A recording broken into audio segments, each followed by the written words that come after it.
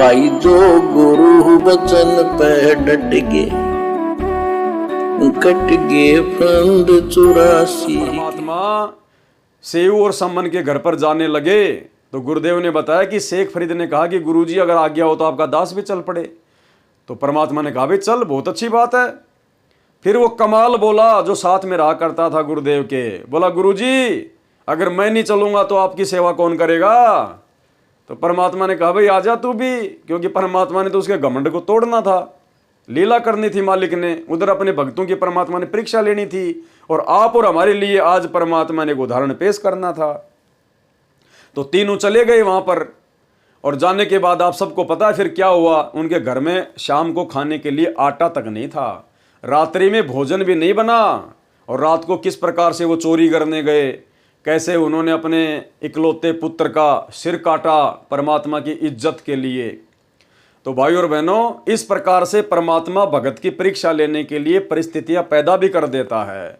और जिस प्रकार से जब वो भगत परीक्षा में सफल हुआ तो परमात्मा ने उसके पुत्र को जीवित भी कर दिया, उस शीश को सेव के धड़ से जोड़ दिया।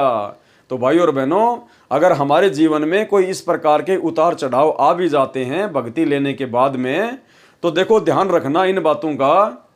अगर उपदेश लेने के बाद में आपके ऊपर संकट आ रहा है, और जो संकट आपको हिम्मत दे रहा है, यानी आपके ऊपर कोई समस्या भी है, कोई तकलीफ भी आ गई आपके ऊपर, और यदि उस तकलीफ में आप जो टूटते नहीं हैं, आपकी आत्मा पे कोई फर्क नहीं पड़ता है कि होने दे, जो होगा सो देखा जाएगा, भगवान देखेगा, मेरा गुरु देखेगा, यानी जो समस्या आपको तोड़ रही है, इसका मतलब आपकी मर्यादा खंडित है, जिस कारण से आपके ऊपर वो समस्या है।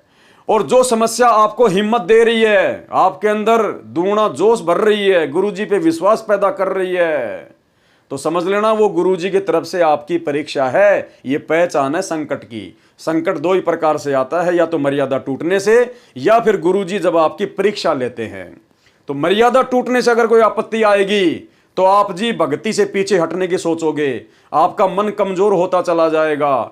और यदि गुरुजी की तरफ से आपको जानबूझकर आपकी परीक्षा के लिए कोई संकट दिया जा रहा है, तो आपके अंदर और ज्यादा हिम्मत आएगी, आप हर प्रकार की समस्याओं से लड़ने के लिए तैयार रहोगे।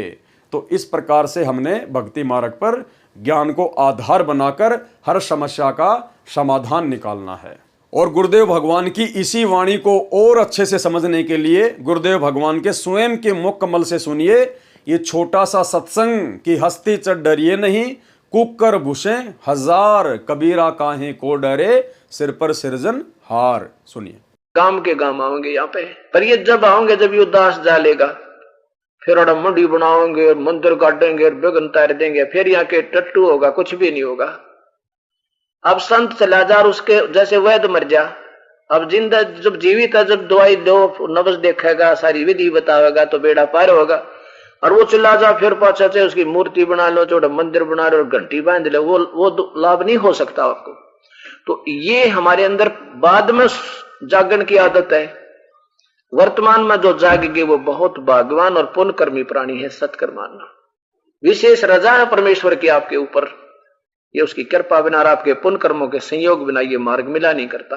ये जग बादल धुंध का मीन ना डरिए, जय मन चाहे राम को तो दासातन करिए। दासातन माने आधी नहीं रखना, मन में ऐम मत लाना किसी बात का भी, ना दान का, ना धर्म का, ना संतान का, ना सेवा का, ना राज का। जिस दिन ऐम आ गया परमात्मा आपसे 100 कोस दूर हो जाएगा। ये ऐसा रिएक्शन है मालिक का। फिर बताते हैं, अस्ति चढ़ डरिए डाही, जय स्वान भुकाही, सत्संगी संग नाथ, जय चत राम बसाही।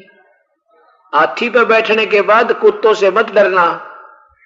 हाथी पर आप बैठे हो ना, और जब हाथी कहीं निकलेगा गांव के आसपास से, तो सैकड़ों कुत्ते हाथी के चारों तरफ भो भो भो वो रहते हैं 10 कदम दूर, पर ऐसी स्थिति बना देते हैं जैसे बस आए तो मार डालेंगे, पर वो हाथी का असवार उनकी पहुंच से बहुत दूर है, बिल्कुल बहुत दूर है, बहुत दूर। क्योंकि ना तो हाथी को कुछ कर सकते हुए कुत्ते, हाथी एक सूंड मारे 4 मरे, और जब वो बुड़का भरना चाहे, उनको काटना चाहे, तो हाथी का मुंह पैर उसके मुंह पर नहीं, उनके मुख में नहीं आवे, वो हानि भी नहीं पहुंचा सकते।